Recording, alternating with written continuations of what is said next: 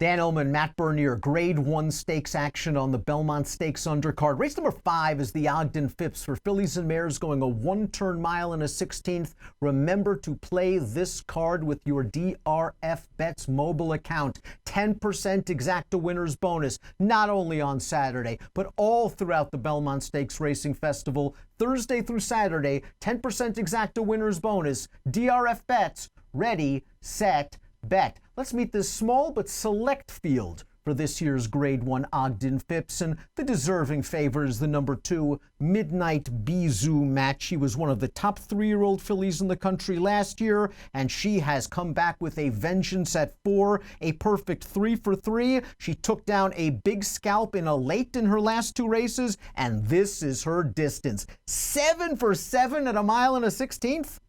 7 for 7 at a mile and a 16th, and I think important for this race, already proven at the mile and a 16th at Belmont Park, which is a 1-turn configuration. Some fillies and mares will be able to take to that, others won't. Midnight Bisou, she proved in the Mother Goose last year as a 3-year-old that that's not an issue for her. Granted, that was a short field, but point being, she's very, very talented no matter what the configuration is. And I finally have to get to a point where I look at it, and I'll say right now, I'm not picking her in this race, but I have to finally get to the point and realize that, you know what?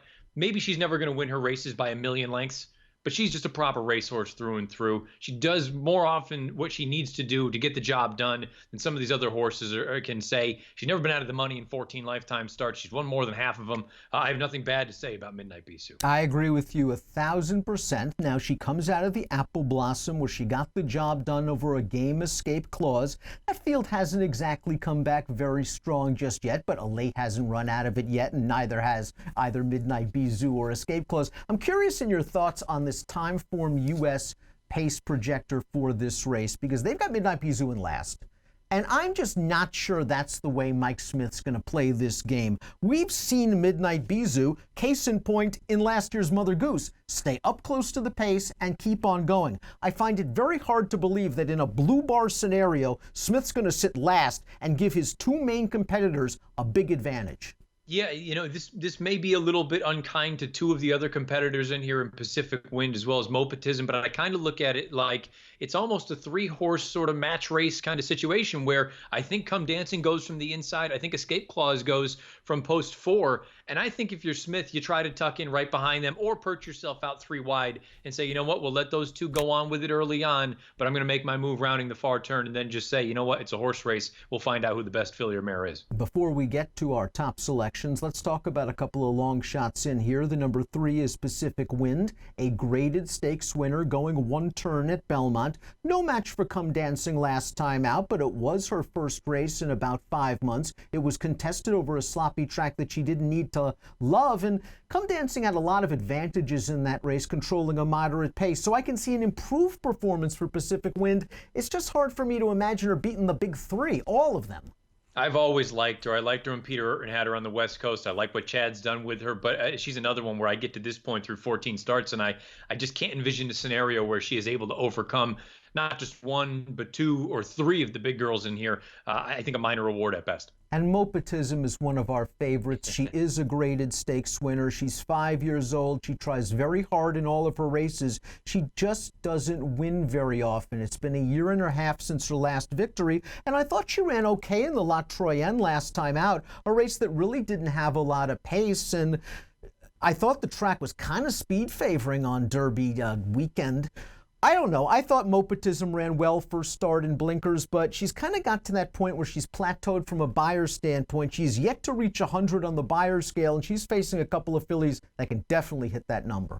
You know, it's a 5-horse field in a Grade 1, so I understand taking a shot here. I have to be honest, I probably would have preferred her next week in the Fleur de Lis down at Churchill Downs, because I don't think that field's going to be quite as salty as this one is. But again, I mean, how many times are you going to have a chance to run against 4 other horses in a Grade 1 race for this kind of money? I can understand why they're here. And maybe a mile and an 1/8 against a late isn't exactly what she's looking for in the Fleur de Lis, although you're right, that field might not come up big as well. Let's look at our top picks for the Ogden Phipps. Midnight Bisou's the horse to beat. You've got to use her in any kind of multiple race wagers, but Escape Clause is one of your favorites, and how can you not love a horse like this? Bred in Manitoba, she's won 20 of 31 lifetime starts. And last time out, she gave Midnight Bisou everything she can handle and might get the jump on her turning into the stretch?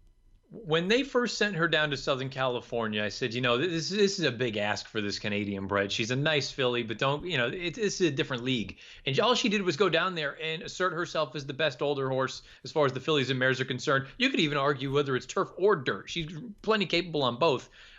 They really found out what she was capable of in that Apple Blossom. And Midnight Bisou had to work really, really hard to go and get by this filly. I think the thing that I like about Escape Clause here, and who knows, maybe it will work, maybe it won't work.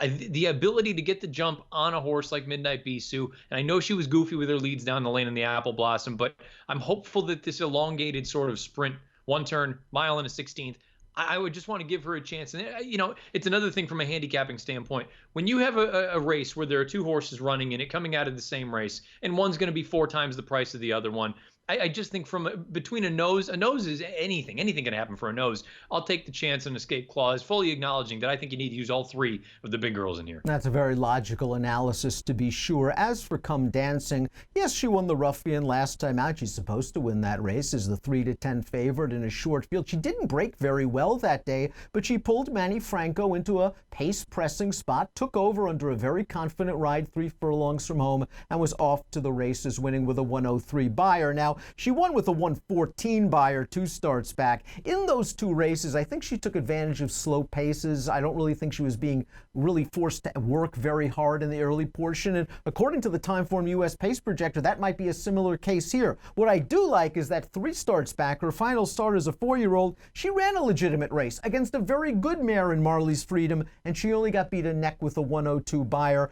I think Manny Franco has one choice. That is to go, make Escape Clause sit, and let's hope she can last the mile and a 16th. What do you think of Come Dancing? You think she's a little dressed up? Well, look, I think the way that you laid it out is accurate with these past 2 races where she's had pretty favorable, advantageous situations. But I think it would be a little bit unfair and maybe even a little bit not naive, but just wrong to sit here and say that she doesn't have the ability to run with these 2 that should be running against. I think Carlos Martin does a good job, underrated connections. And this filly, sure, these last 3 races, they kind of stand out where, whoa, where did they come from? Keep in mind, her second lifetime start, she earned a 96 buyer. It's not like this race or this stretch of races is totally out of left field. I agree with you. Manny Franco, you break from the inside, you go to the front, you try to back it down a little bit, but I think you want to use your speed to your advantage in a race like this. Mile and 16, she's proven at it in the past. I think she deserves to be one of, if not the favorite in here.